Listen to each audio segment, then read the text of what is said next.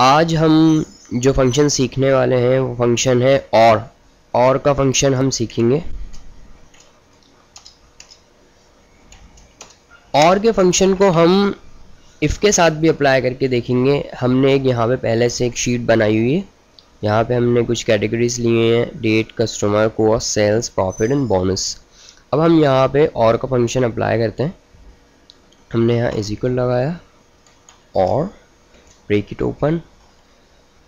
हमने इससे बोला कॉस्ट बराबर हो सेल्स के या कॉस्ट बराबर हो प्रॉफिट के, तो ट्रू दिखाओ वरना फॉल्स। एंटर। अब हमारी जो कॉस्ट है वो ना तो सेल्स के बराबर है ना तो प्रॉफिट के बराबर है, तो इसलिए इसने हमें यहाँ पे फॉल्स दिखाया। अब मैं यहाँ चेंज कर देता हूँ ट्रू। अब हम इसे चेंज कर देते हैं।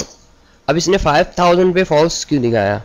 इसकी वजह ये है क्योंकि हमने इसे इज इक्वल बताया था, ना हमने इसे ग्रेटर देन बताया था, ना हमने इसे लेस देन बताया था। इस वजह से इसने हमें यहाँ पे फॉल्स दिखाया। अब मैं यहाँ 4000 करूँगा तो ट्रू ही दिखाएगा, या अगर मैं लेस 3000 कर दूँगा तो ये फॉल्स कर देगा।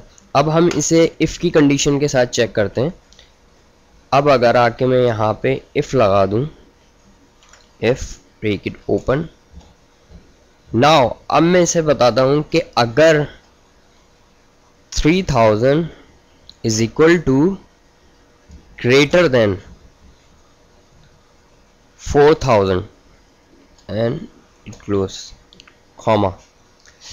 हमने इसको बोला अगर आपकी कॉस्ट बराबर हो या बड़ी हो आपकी सेल्स से, तो कॉस्ट को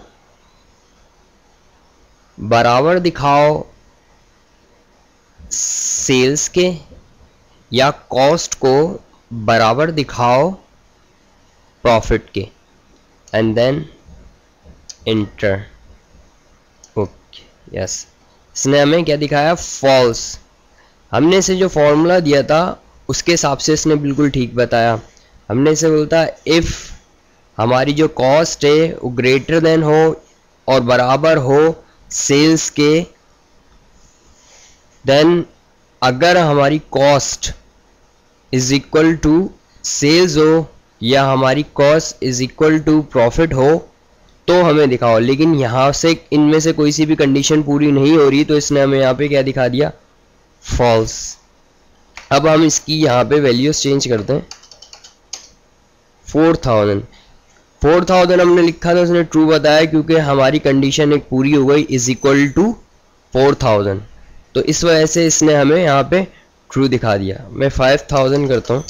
फॉल्स इस वजह से आ गया क्योंकि हमने वहाँ उसे ग्रेटर देन का साइन नहीं बताया हुआ, इस वजह से यहाँ पे हमने इसे इज इक्वल बताया हुआ है, ग्रेटर देन नहीं बताया हुआ। अगर हम ग्रेटर देन भी बताते तो ये हमें यहाँ पे ट्रू दिखाता।